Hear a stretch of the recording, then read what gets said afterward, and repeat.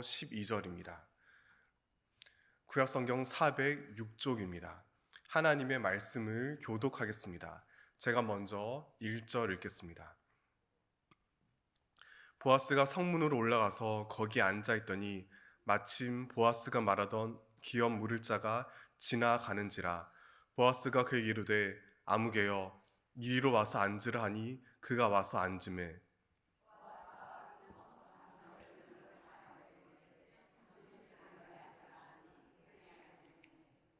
보아스가 그 기업 물을 자에게 이르되 모압 지방에서 돌아온 나오미가 우리 형제 엘리멜렉의 소유지를 팔려 함으로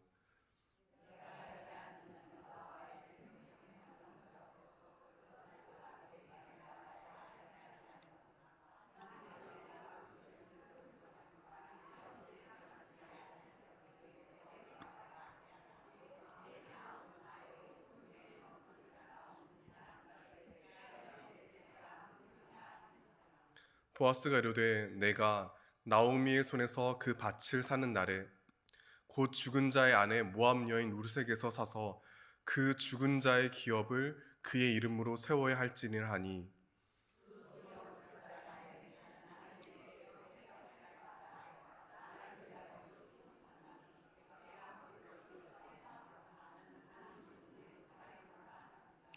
옛적 이스라엘 중에는 모든 것을 무르거나 교환한 일을 확정하기 위하여 사람이 그의 신을 벗어 그의 이웃에게 주더니 이것이 이스라엘 중에 증명하는 전례가 된지라.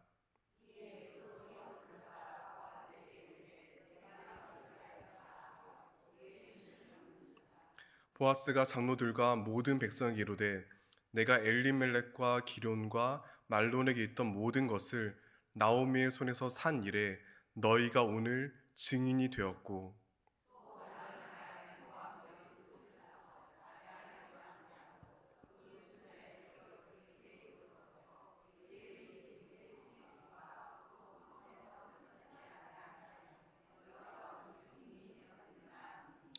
성문에 있는 모든 백성과 장로들이 이르되 우리가 증인이 되나니 여호와께서 내 집에 들어가는 여인으로 이스라엘의 집을 세운 라헬과 레아 두 사람과 같게 하시고 내가 에브라스에서 유력하고 베들레헴에서 유명하게 하시기를 원하며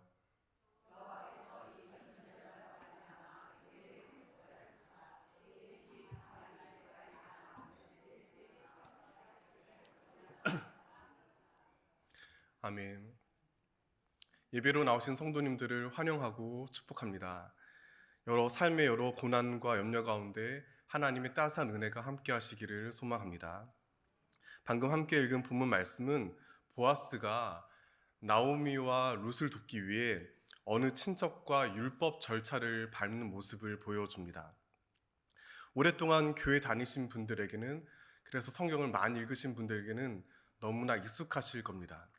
그런데 솔직히 오늘 본문의 이 대화들, 이 내용들과 이 거래들이 정확히 이해되십니까?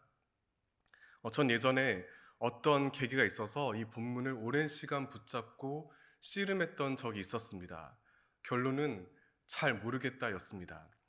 대충 쉽게 넘어가서 그렇지 여기에는 너무나 많은 난제와 논쟁거리가 있습니다. 나오미는 먹을 게 없어 부득이 며느리를 시켜 남의 밭에서 이삭을 줍게 했습니다. 그런 그녀가 팔려고 내놓은 그 땅의 실체는 무엇일까요? 율법에 따라 친척으로서 감당해야 할 책임은 구체적으로 어떤 내용일까요? 그리고 대체 그 의무가 나오미의 며느리인 룻을 아내로 맞아들인 것과 어떤 관계가 있을까요? 하나하나 따져보면 이해하기가 참 쉽지 않습니다. 룻기를 다루고 있는 이 모든 상황을 정확히 파악하는 것이 몹시 난감합니다. 이처럼 문제가 복잡할수록 해결을 위해서는 먼저 명확한 본질을 집중해야 합니다. 룻기 해석도 마찬가지입니다. 여러 가지가 있지만 룻기가 이름이라는 주제를 매우 특별하게 다룬다는 사실을 주목해야 합니다. 룻기는 그 어떤 성경보다 이름의 중요성을 강조합니다. 따라서 이야기의 절정에 이르러 이름에 대한 언급을 거듭 반복합니다. 먼저 본문 5절을 보면 보아스는 친척에게 룻을 아내로 맞아들여야 하는 이유가 바로 죽은 사람의 이름을 세우기 위함이라고 말합니다.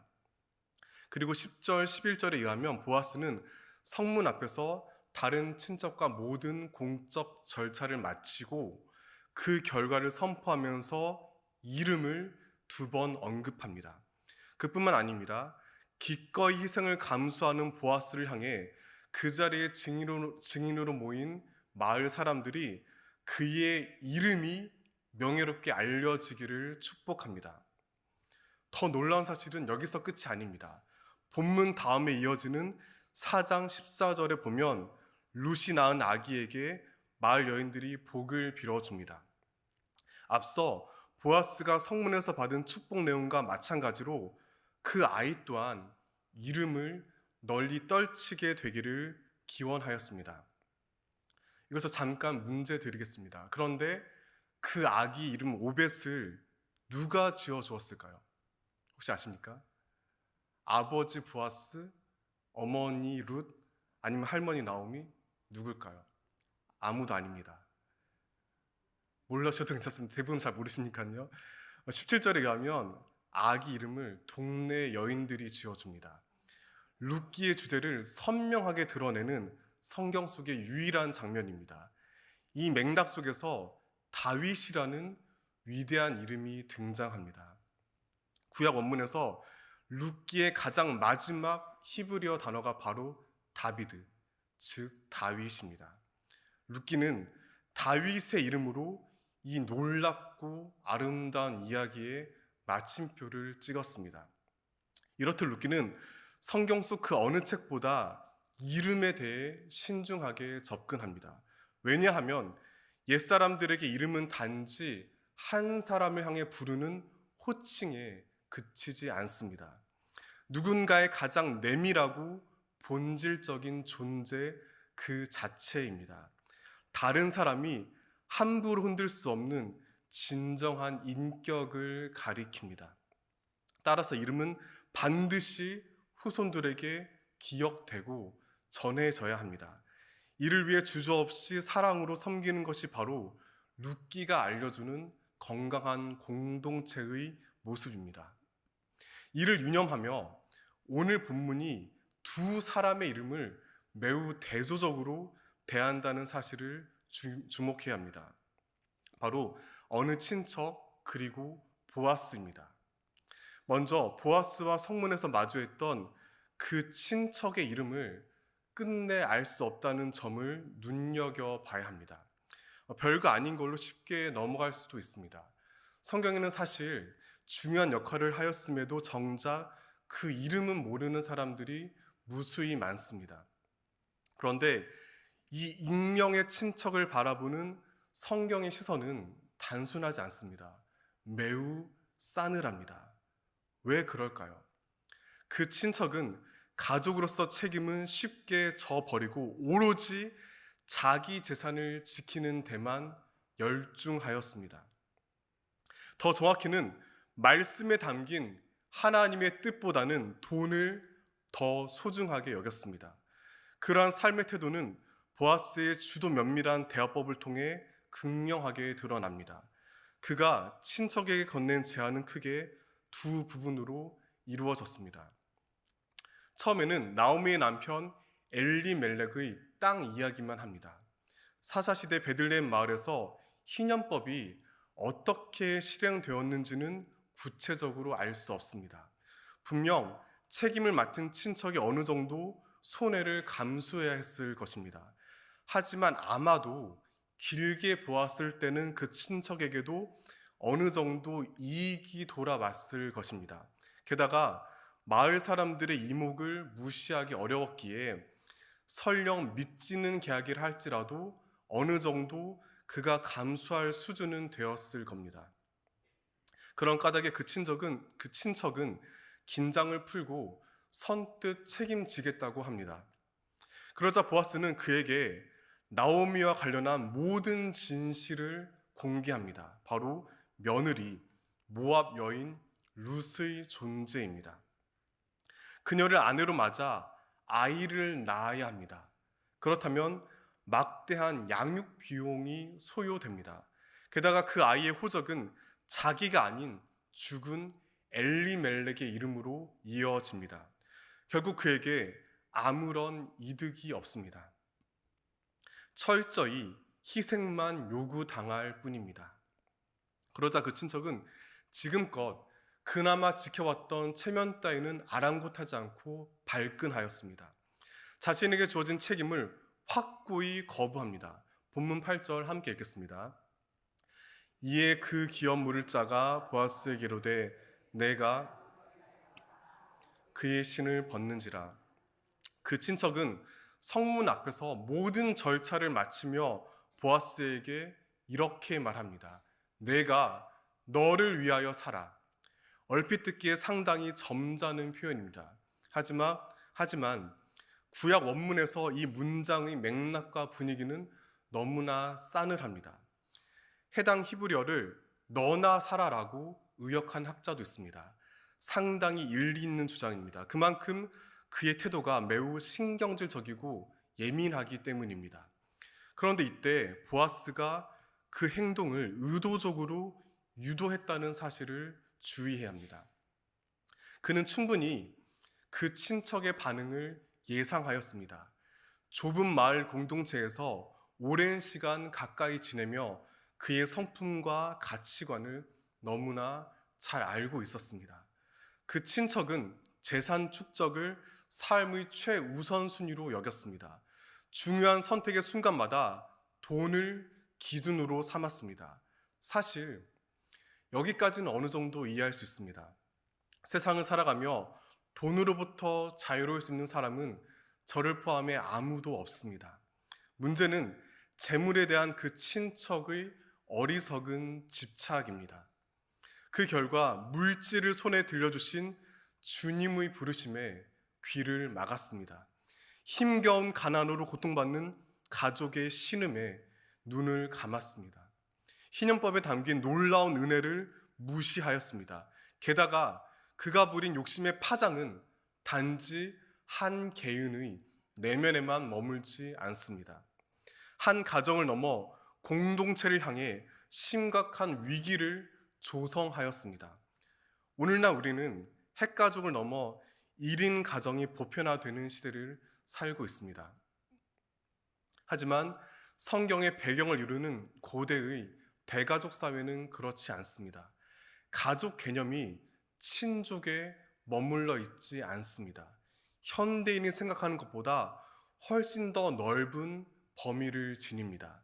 지파를 넘어 온 이스라엘이 하나님의 언약 아래 한 가족으로 연결되어 있습니다. 그런 까닭에 우리말 성경에서 편의상 친척으로 옮긴 히브리어 단어 대부분은 직역하면 형제라는 뜻입니다. 구약 성경은 형제와 친척을 크게 구별하지 않습니다. 하지만 그 이름 모를 친척은 형제로서 주어진 의무에 최선을 다하지 않았습니다. 눈앞의 가족을 넘어서는 진정한 가정의 존재를 인정하지 않았습니다. 지치고 상한 이들을 향한 주님의 뜻에 전혀 관심 없었습니다.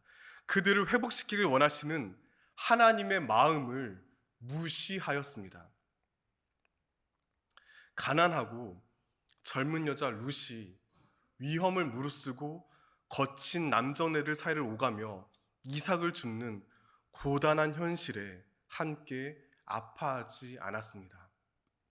이방 땅에서 남편과 두 아들을 잃고 돌아와 그 이름을 이어줄 자손이 없는 눈물겨운 절망에 공감하지 않았습니다. 대신 오로지 돈밖에 몰랐습니다. 자기 재산을 지키기에 그저 급급하였습니다. 어쩌면 그는 성문에서 집으로 돌아가 안도의 한숨을 후 내쉬었을지도 모릅니다. 마침 바보처럼 후덕한 보아스 덕분에 심각한 위기를 넘겼다고 여겼을 것입니다. 재산을 무사히 지켰을 뿐만 아니라 큰 창피도 겪지 않았다고 안심했을 것입니다. 사실 그럴 만한 이유가 있습니다. 신명기 25장 9절에 기록된 율법에 따르면 형제 이름을 이어가는 의무를 행하지 않는 자에게 치욕적인 형벌이 공개적으로 시행됩니다. 피해를 겪은 과부가 마을 장로들 앞에서 그의 신발을 벗기고 얼굴에 침을 뱉습니다. 그를 가리켜 그의 형제의 집을 세우기를 즐겨 아니하는 자라고 동네 사람들을 향해 공개적으로 선언합니다. 룻기의 그 친척 역시 어쩌면 이러한 율법을 잘 알고 있었을 것입니다. 그렇지만 그는 성문 앞에서 어떤 처벌도 받지 않았습니다. 마치 아무런 잘못이 없다는 듯 순탄하게 넘어간 것으로 보입니다. 그러나 그는 미처 알지 못하는 사이에 가장 치명적인 심판을 받았습니다. 무엇일까요? 그의 이름이 지워졌습니다. 분명 그 친척에게도 이름이 있었습니다. 하지만 후대 사람들은 끝내 그 이름을 알 수 없습니다. 룻기는 단지 그 이름을 알려주지 않는 정도로 머물지 않습니다. 철저하게 은폐합니다. 마치 그가 애초에 이 세상에 존재하지 않았던 것처럼 이름을 제거해 버렸습니다. 과장이 아닙니다. 관련해서 룻기 4장 1절 다 함께 읽겠습니다. 보아스가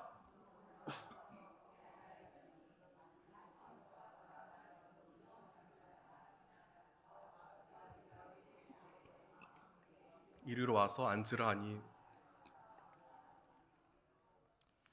보아스는 지난밤 타작 마당에서 룻과 맺은 약속을 지키기 위해 성문에 올라가 문제의 그 친척을 발견하였습니다. 이 장면을 묘사하는 룻기 기록 방식을 유심히 봐야 합니다. 여기서 보아스가 그 사람을 불렀다라고 보아스의 동작과 행동을 설명하지 않습니다. 마치 따옴표를 넣듯이 일부러 명칭을 직접 인용합니다. 그런데 놀랍게도 그 문장 안에 정작 그의 이름은 없습니다. 대신 뭐가 적혀 있죠? 아무개어라는 이상한 호칭입니다. 이 아무개에 해당하는 독특한 히브리어는 플로니 알몬입니다. 굳이 직역하면 어떤 무엇 정도로 옮길 수 있습니다. 구약 성경에서 본문을 포함해 단 3번만 나오는 매우 희귀한 표현입니다. 그것도 하나는 사물, 다른 하나는 장소를 가리킵니다. 해당 구절에서 각각 아무거나 아무데나라는 의미로 사용되었습니다. 사람을 지칭하는 경우는 본문이 유일합니다. 이렇게 난해한 까닭에 개역 개정 성경은 아무개라고 번역했습니다. 상상해 보시길 바랍니다.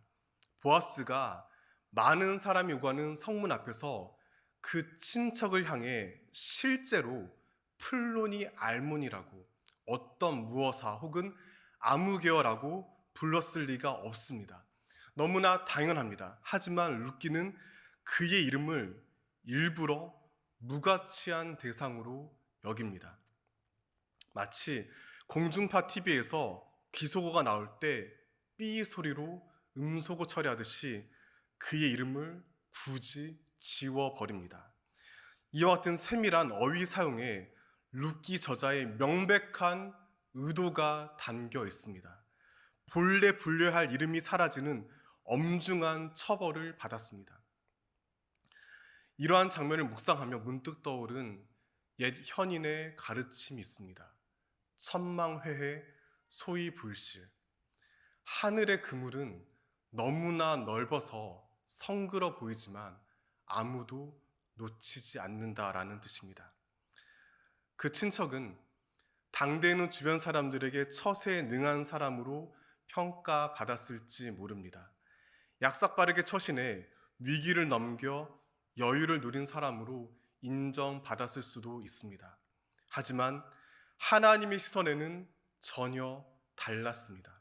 그리하여 어떤 면에서 그는 가장 치명적인 심판을 받고 말았습니다. 반면에 보아스의 이름은 그 친척과 명백히 대조적으로 기록됩니다. 앞서 자세히 살펴본 것처럼 그날 성문에서 맺은 거래는 누가 봐도 그에게 상당한 손해입니다. 사실 철저한 약자인 이방 여인 룻의 형편 따위는 그가 전혀 신경 쓸 필요가 없습니다. 전날 밤 아무도 안 보는 들판에서 맺은 약속쯤이야 얼마든지 가볍게 무시할 수 있습니다. 그렇다고 해서 마을 공동체 안에서 상당한 영향력을 지닌 보아스에게 누구도 감히 항의하거나 비난할 수 없습니다. 그렇지만 보아스는 자신에게 주어진 힘을 결코 함부로 휘두르지 않았습니다. 도리어 내려놓았습니다. 굳이 번거롭게 다른 친척의 양보를 받아내면서까지 자신에게 주어진 책임에 최선을 다했습니다. 간혹 룻기를 삼류 로맨스 소설처럼 여기는 사람들이 있습니다. 부유한 중년 남성인 보아스가 젊고 예쁜 룻을 보고 반해서 손해를 무릅쓰고 사랑을 이뤄냈다고 해석하기도 합니다. 명백한 오해입니다. 룻기는 그렇게 단순한 이야기가 아닙니다. 복잡다단하고 치열한 현실을 우리에게 반영하고 보여줍니다. 보아스가 감수한 막대한 희생을 알려줍니다. 재정적인 이익과 손해의 측면에서 보면 오히려 그 친척이 현명할지 모릅니다. 게다가 정세가 불안했던 사사시대에 이스라엘과 모압은 긴장 관계에 놓여 있었습니다. 따라서 모압 여인과 혼인하여 아기를 낳는 건 상당히 위험한 결정이기도 합니다. 하지만 그럼에도 보아스는 어려움에 빠진 사람들을 돕는 일을 주저하지 않았습니다. 희년법에 따라 공동체를 회복시키는 소명 앞에 머뭇거리지 않았습니다. 그 결과 하나님의 참 생명을 가장 구체적으로 드러내는 인물로 성경에 눈부시게 기록되었습니다. 여기서 우리는 그의 이름을 성경이 적는 방식을 주목해야 합니다.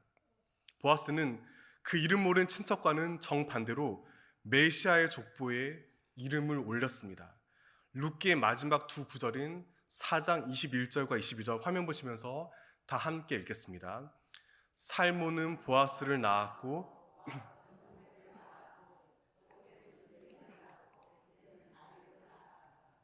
보아스는 룻기에서 단지 등장인물로만 언급되지 않습니다. 이스라엘의 가장 위대한 임금인 다윗의 이름으로 끝맺는 족보에 무려 2번이나 거듭 이름이 나옵니다. 즉 보아스는 베들레헴 마을의 유능하고 인자한 아저씨로 동네 사람들의 기억에만 머물다 사라지지 않았습니다. 다윗과 나란히 이름이 언급되는 훌륭한 어른으로 성경에 기록되었습니다. 그런데 여기서 한 가지 의문이 생깁니다. 오벳은 보아스와 룻이 낳은 아들이긴 하지만 앞서 확인한 바와 같이 엘리멜렉의 대를 잇는 인물입니다. 엄밀하게 율법 기준으로 따지면 오벳은 족보상으로는 보아스의 아들이 아닙니다. 원칙대로는 엘리멜렉과 나오미의 아들이자 룻의 첫 남편인 말론의 아들로 기록되어야 합니다. 그 이름 모를 친척이 책임을 거부한 가장 결정적인 이유입니다. 그런데 왜 룻기는 마지막 단락에 이르러 성문 앞에서의 치열한 논의와는 정반대로 결론 지었을까요? 이것은 룻기를 둘러싼 가장 치열한 논쟁거리입니다. 저 역시 이를 두고 오랫동안 깊이 고민하였습니다. 그러다 여러 연구를 참고하여 마침내 결론에 이르렀습니다. 보아스가 살던 사사시대는 분명 오벳이 말론의 아들로 기록되었을 겁니다. 그렇게 여겨졌을 겁니다. 아마도 당시 족보에는 율법에 따라 언급되었을 겁니다. 그러나 룻과 보아스의 아름다운 이야기가 율법의 문자를 뛰어넘어 오랜 세월을 지나 살아남았습니다. 수백 년이 지나 바벨론에서 비참한 포로 생활을 하던 이스라엘 백성에게 이루 말할 수 없는 위로와 희망을 안겨주었습니다. 그 이야기를 계속 전하기 위해 기록으로 남기기 시작했습니다. 결론에 이르러 이름과 이름이 이어지는 족보에 다 달았습니다. 여기서 중요한 사실이 있습니다. 창세기를 비롯한 다른 구약 성경의 족보를 통해 확인할 수 있듯이 성경 속 족보는 엄밀하게 정확한 가계 정보를 보여주는 게 목적이 아닙니다. 하나님의 구원 역사를 드러내는 도구입니다. 따라서 성경의 족보는 맥락과 의도에 따라 다양하게 변형됩니다. 그런 까닭에 룻기를 최종 완성한 저자들은 엘리멜렉의 아들 말론이 아니라 보아스를 오벳의 진정한 아버지로 여겼습니다. 여기서 더 나아가 그를 다윗의 증조 할아버지로 인정하였습니다. 그의 감격적인 헌신을 새로운 족보에 새겨 넣었습니다. 마침내 따뜻한 사랑이 싸늘한 문자를 이겼습니다. 치열한 희생이 완고한 규칙을 뛰어넘었습니다. 그런데 놀랍게도 이것으로 끝이 아닙니다. 마태 공동체가 이 땅에 오신 주님의 삶과 가르침을 복음서로 정리하였습니다. 그 첫 장을 예수님의 족보로 시작합니다. 거기에 룻기의 족보를 인용합니다. 마태복음 1장 5절과 6절 상반부를 제가 읽어드리겠습니다. 살몬은 라합에게서 보아스를 낳고 보아스는 룻에게서 오벳을 낳고 오벳은 이새를 낳고 이새는 다윗 왕을 낳으니라. 보아스는 룻과 함께 다윗의 할아버지인 이새를 낳은 오벳의 아버지로 성경에 다시 한번 주님의 거룩한 족보에 등장합니다. 이유가 무엇일까요? 그가 예수님의 하나님 나라 복음을 모범적으로 앞서 실천했기 때문입니다. 그의 놀라운 헌신과 희생이 그리스도의 십자가와 부활의 복음을 무엇보다 선명하게 드러내 보였기 때문입니다. 결론적으로 우리는 본문 말씀을 통해 분명히 깨닫게 됩니다. 보아스에게 책임을 떠넘긴 그 친척처럼 이름에 담긴 누군가의 인격과 존엄을 가볍게 여긴 사람은 결국 자신의 이름이 지워지는 치욕을 겪습니다. 반면 보아스처럼 다른 사람의 이름을 소중히 여기며 그 어떤 어려움에도 맡은 바 소임을 묵묵히 지키는 사람에게는 그가 전혀 상상조차 할 수 없었던 영광이 주어집니다. 그러므로 보아스는 단지 나오미와 룻, 가련한 두 과부의 인생만 구하지 않았습니다. 고된 삶의 현실 속에 아파하며 회복을 갈구하는 모든 그리스도인에게 눈물겨운 희망을 보여주었습니다. 예수 그리스도께서는 진정한 기업 물을 친척으로 참된 보아스로 이 땅에 오셨습니다. 이름이 사라지고 뺏긴 이들을 사랑으로 돌보셨습니다. 저마다의 들판에 외롭게 던져진 모든 이들을 당신의 생명조차 아끼지 않고 구하셨습니다. 우리의 이름을 따뜻하게 부르시며 하나님 나라 복음을 전하고 완성하셨습니다. 부디 저와 여러분 모두가 보아스와 같은 신앙의 향기를 지니기를 축복합니다. 때때로 우리 이름이 세상 속에 파묻힌 것 같은 순간이 있습니다. 내 존재가 철저히 짓밟히고 짓이겨진 것처럼 느껴질 때도 있습니다. 그렇지만 사랑하는 성도 여러분, 오늘 말씀을 통해 부디 위로와 희망을 품으시기를 바랍니다. 그 어떤 고난과 시련에도 불구하고 예수 그리스도의 십자가와 부활의 복음을 품고 묵묵히 섬김과 사랑을 실천할 때 주님은 그런 우리의 이름을 당신 마음에 소중히 새기실 줄 믿습니다. 그 믿음을 굳게 다짐하며 참으로 승리하는 저와 여러분 되시기를 축원합니다. 이제 다 함께 주신 말씀을 마음에 새기며 기도하겠습니다. 우리도 보아스를 본받아 주님의 뜻을 따라 진실한 섬김과 나눔을 실천하여 하나님의 마음에 이름이 기록되는 삶을 살아가도록 이 시간 다 함께 기도하겠습니다. 다 함께 기도하시겠습니다. 신실하신 주 하나님 감사합니다. 아버지, 오늘도 주신 말씀을 통해 생명의 복음과 진리를 깨닫게 하심을 감사합니다.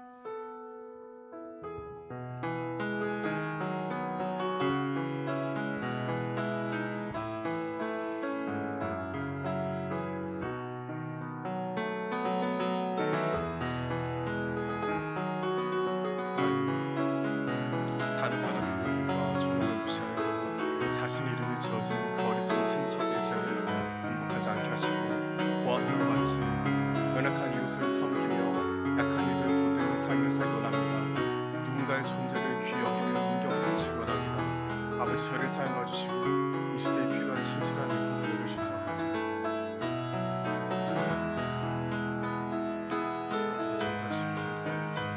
주여 함께하여 주시옵소서. 신실하신 주님의 사랑과 은혜를 말씀 통해 확인하며 우리 자신 인도해 주옵소서. 주님 인도해 주옵소서.